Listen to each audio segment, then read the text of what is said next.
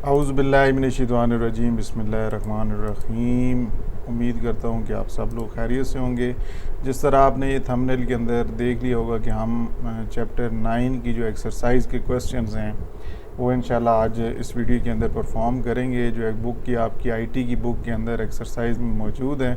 Text book के अंदर मैंने इसलिए नहीं वहाँ से एक्सरसाइज कराई क्योंकि ये तकरीबन ज़्यादातर इसी तरह के सवाल आईटी के अंदर से ही आते हैं बोर्ड के अंदर, रावलपिंडी बोर्ड के पेपर्स के अंदर। तो चलें अब वीडियो के अंदर आपको थोड़ा उस बुक की तरफ लेके चलते हैं, ज़्यादा इंतज़ार आपको नहीं करवाते। अच्छा जी, अब मेरे पास उसका कुछ हिस्सा है, आप कह सकते हैं, किताब का, जिसके अंदर ये सारे क्वेश्चंस वहाँ पे लिखे हुए हैं और वो आप खुद जाके वहाँ से देख सकते हैं। इस बुक के अंदर जो चैप्टर 9 है, उस चैप्टर 9 के अंदर आपकी शॉर्ट क्वेश्चंस के बाद राइटिंग द कोड पार्ट 2 जो है इससे रिलेटेड सवाल हैं और इसको अभी हम यहाँ पर वन बाय वन अभी करते हैं कि जी इसके आंसर यहाँ पे सारे मौजूद हैं।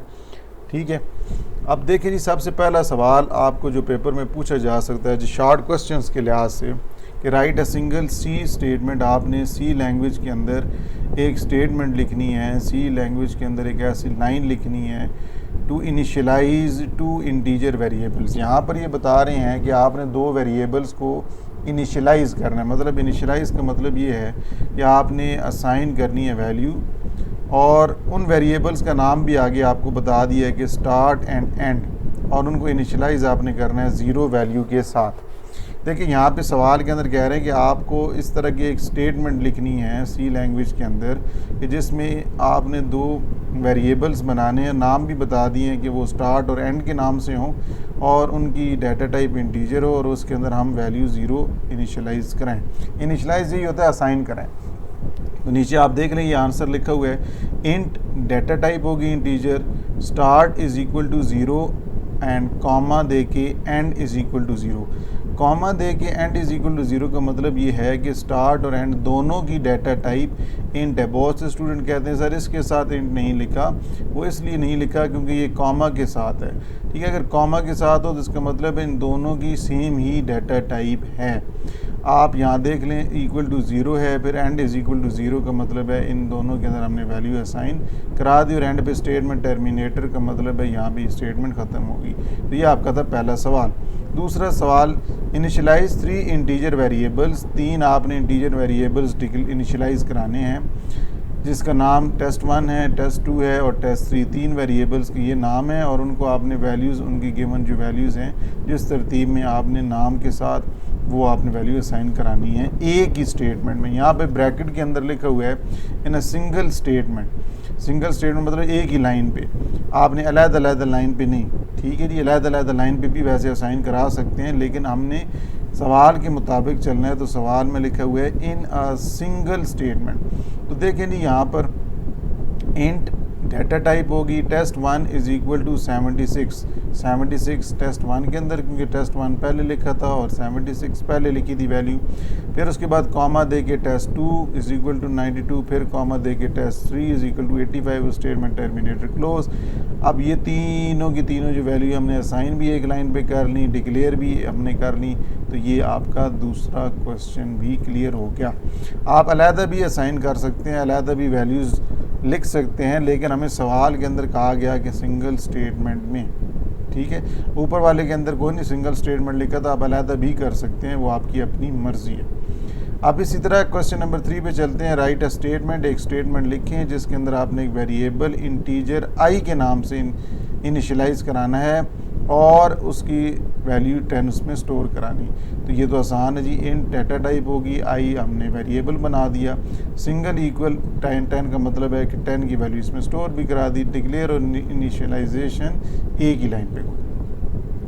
अब क्वेश्चन नंबर 4 पे चलते हैं। अब ये इतनी मुश्किल चीज़ें नहीं हैं लेकिन ये शॉर्ट क्वेश्चंस में पूछी जा सकती हैं। राइट ए डिक्लेरेशन स्टेटमेंट। आपने एक डिक्लेयर करनी है, पहले सबसे पहले कह रहे हैं आपने डिक्लेरेशन स्टेटमेंट, एक अलहदा से एक डिक्लेयर करनी है, स्टेटमेंट लिखनी है, किस चीज़ से रिलेटेड वो भी आगे बताएगा। और एक अलहदा से असाइनमेंट स्टेटमेंट भी लिखनी है जिसके अंदर आपने 30 मीटर मतलब 30 मीटर वैल्यू स्टोर करानी है एक वेरिएबल के अंदर जिसका नाम होगा लेंथ।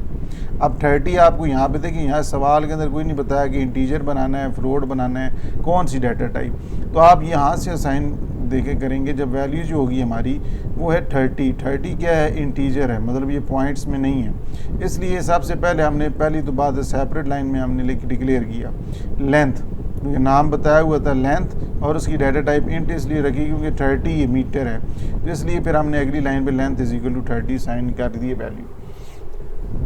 तो ये भी हो गया जी। उसके बाद ये कहते हैं जी question number 5, declare 2 integer variables, उनके नाम ये बताएं जी, test number and test score के नाम से 2 वेरिएबल्स डिक्लेयर करें, एक ही डिक्लेरेशन स्टेटमेंट, मतलब डिक्लेयर करने हैं एक ही लाइन में। तो दोनों की डाटा टाइप, क्योंकि दोनों का है ना 2 इंटीजर वेरिएबल्स, तो ये दोनों इंटीजर्स होंगे तो डाटा टाइप इंट होगी। आगे थोड़ा सा नाम टेस्ट नंबर और फिर कॉमा दे के टेस्ट स्कोर लिख देंगे तो दोनों की डाटा टाइप सेम होगी, तो ये सिर्फ डिक्लेरेशन होगी। फिर राइट क्वेश्चन नंबर 6, राइट ए सी कांस्टेंट डिक्लेरेशन।